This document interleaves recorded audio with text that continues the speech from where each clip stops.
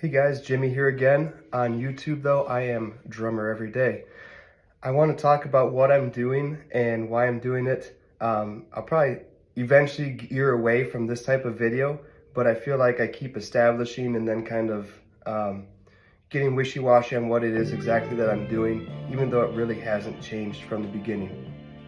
My goal is to play drums for 15 minutes a day-ish, más o menos, poco más and poco menos, a little more, a little less. Around 15 minutes a day, that's just the goal. And I've not been meeting that goal because I've been doing this for over a year, but I've only played for 113 days now. And that's like well over a year. It might be pushing 2 years, it might be over 2 years, I'm not sure. I've been doing this for quite a while. I've only actually played 113 days-ish, because there was some that probably I missed. Anyways, goal, play 15 minutes a day with music. And that wasn't initially really part of my goal, it was just to play 15 minutes a day. But I realized that a really good format for YouTube and also for me learning that I just really like. I don't know, I'm not saying it's the best way to learn, but I really like learning by playing with music. The biggest thing that I felt like I needed and that I chose to address in that way is the metronome. Right, so I could play a metronome and just have a click, click, click, click, or I could put songs on and I know that they're playing in time, at least I assume so. And it's just a lot more fun to me to put songs on and let the song be my metronome. But I knew I really needed help getting my drumming in time. And I knew that my drumming was still not in time even after I started using this method, but at least I could hear glaringly just how bad it was. And then in those moments when I actually got something in time, I could hear how good that was. Not that it was necessarily amazing, because maybe the drumming was still pretty basic or simple or whatever, but I could hear it align with the music, and then I knew that at least my timing was good. And I really like the idea of being able to just I just kind of think of it like I'm not working on anything other than timing right now. So if I happen to pick up some beats, or I happen to do some creative things, or I happen to win in some other way, that's great. But if I have just spent 113 days working only on timing, that is a win, because my timing has got better.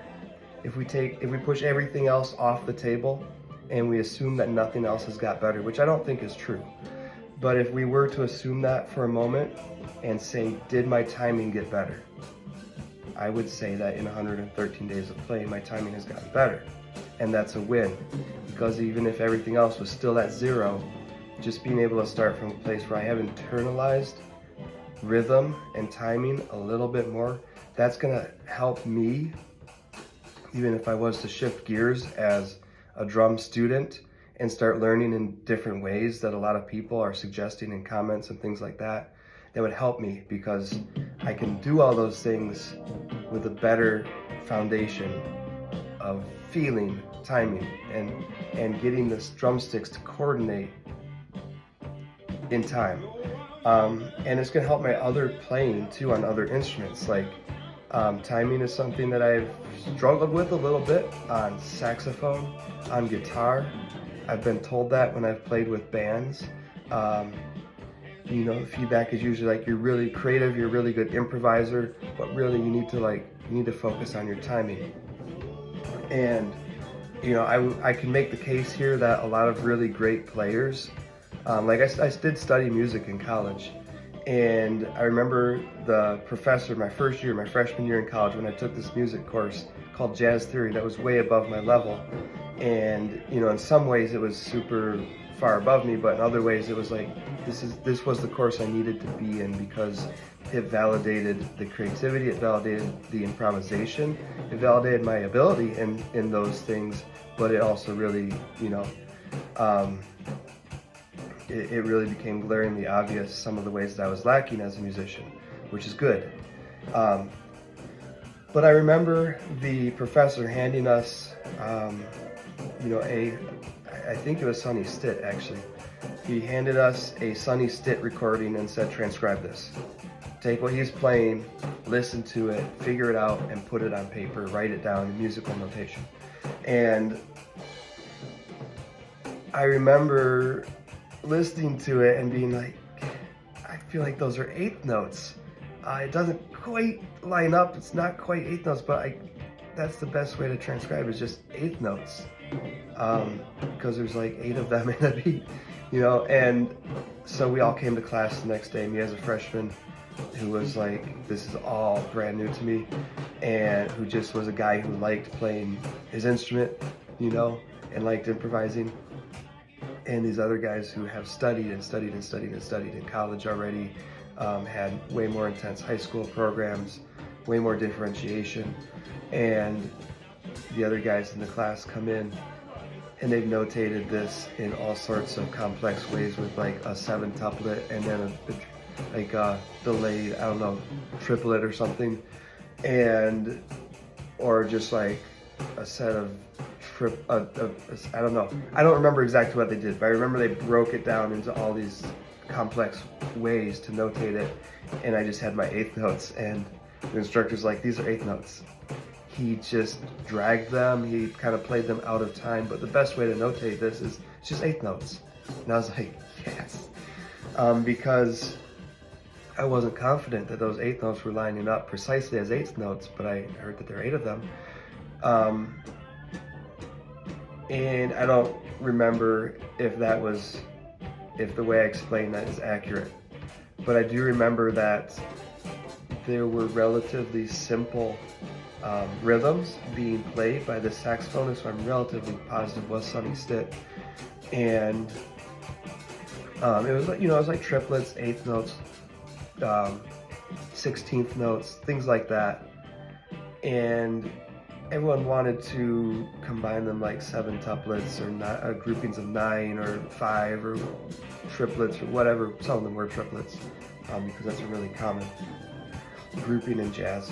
But I just remember the professor saying like,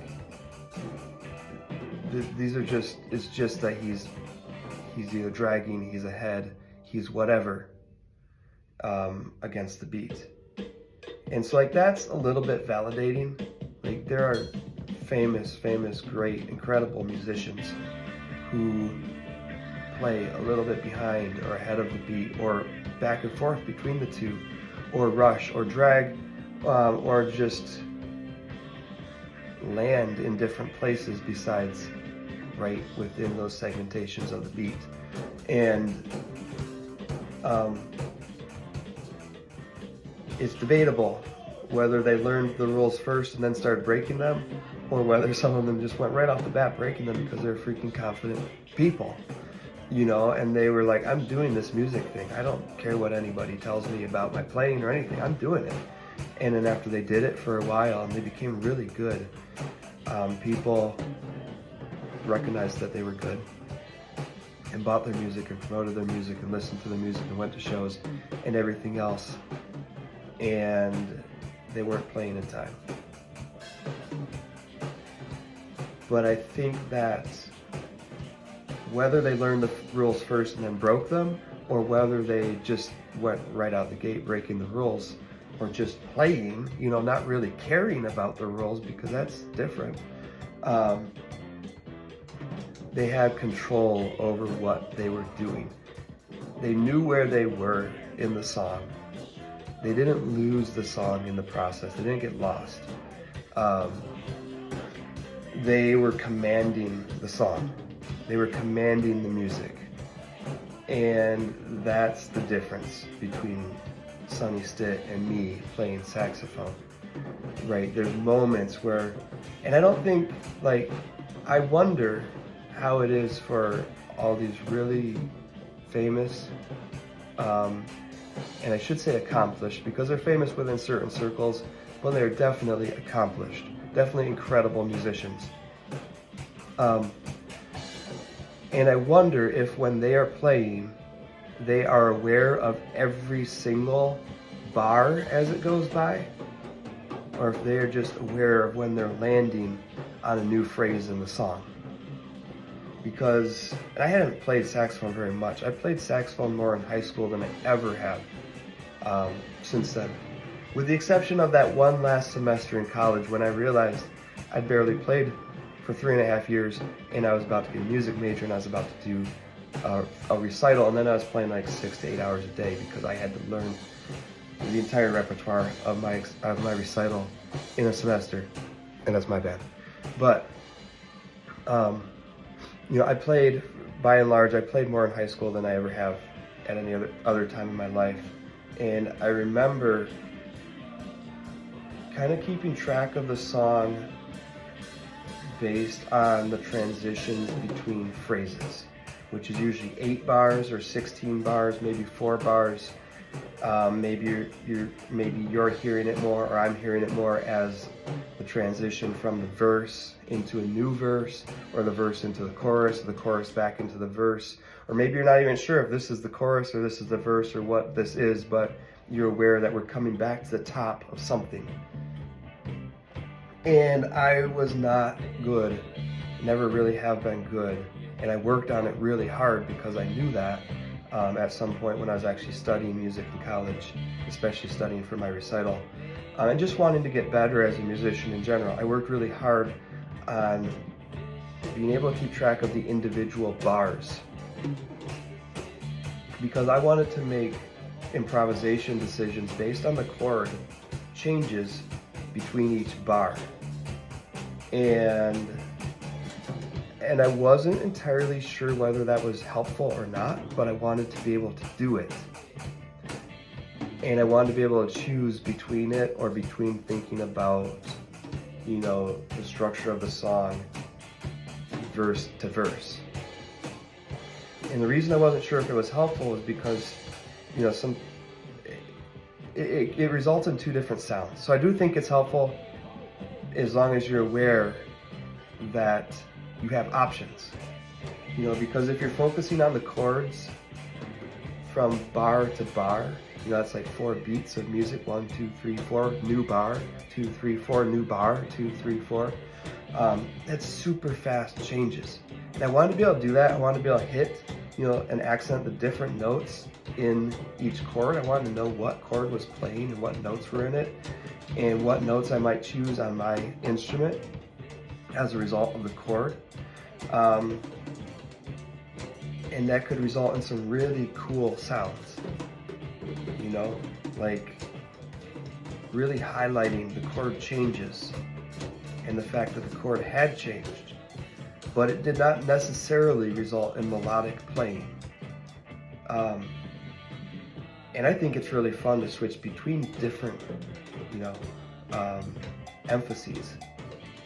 And so it's really fun to be able to switch between like a really beautiful melodic line that kind of transcends the chords, and it starts here and it goes here and then it ends way over here, and there might be some dissonance with the chords in between, but it just really works because that melody is so good, and that's what I kind of started with. And then I loved to know that I could switch between doing that and then doing like some really cool beboppy thing that's just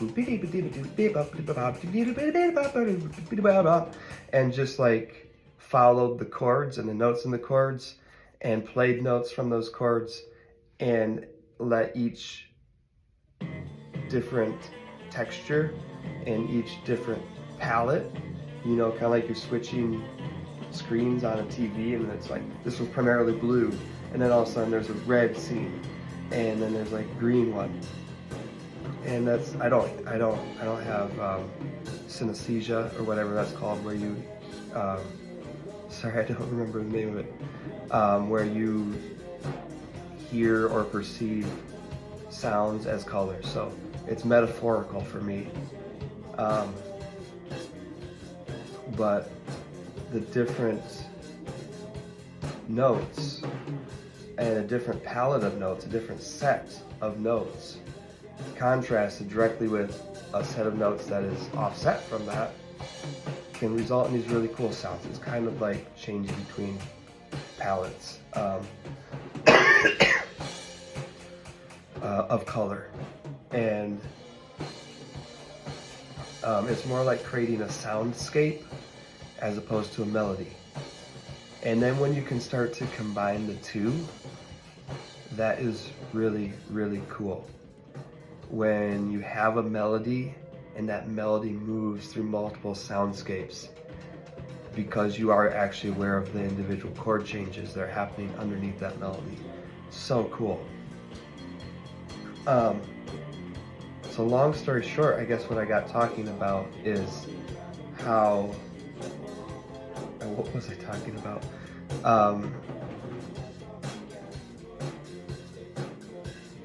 How as a musician, I have the tendency to maybe get a little bit lost within a phrase, but to know where I'm going to land. And not necessarily even to be lost, but simply to be caught up in the improvisation that I'm creating, to the point that I'm not really concerned with what's happening, underneath it, in the rhythm section. I'm not making all my decisions based on what the rhythm section is doing. And if you ask me like, what bar are we in the song, I wouldn't be able to be like, we're in this one. We're in the 7th bar of the chorus. I might know that on an intuitive level because I know we're just about to land into the verse. And that's the important thing. Like, to me, it'd be nice to know that we're in the 7th bar of the chorus and be able to just like look at the page of music and see that that's where we're at, and still be free improvising without, having any conflict of thought between, I'm thinking about the fact that we're here and I'm also thinking about the melody that I'm creating, and I'm aware of both at the same time. Like, that's awesome.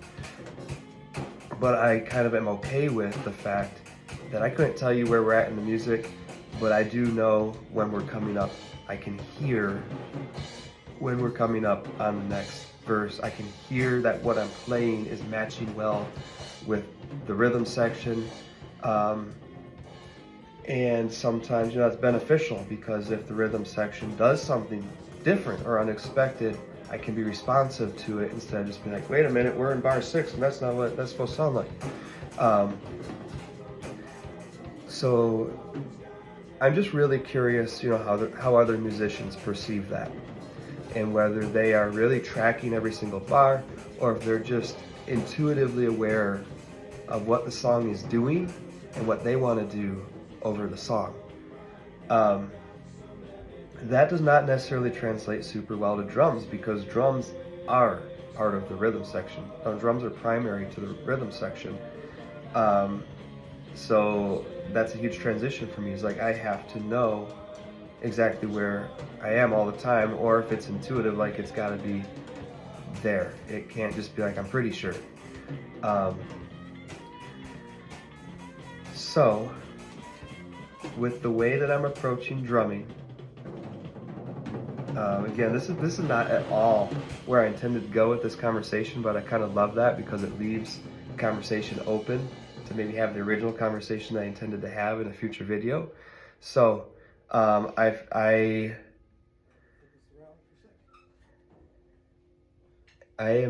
really enjoying this process. I don't even remember what I intended to say, so I'm not even gonna try. I'm really enjoying this process. I'm fine with the fact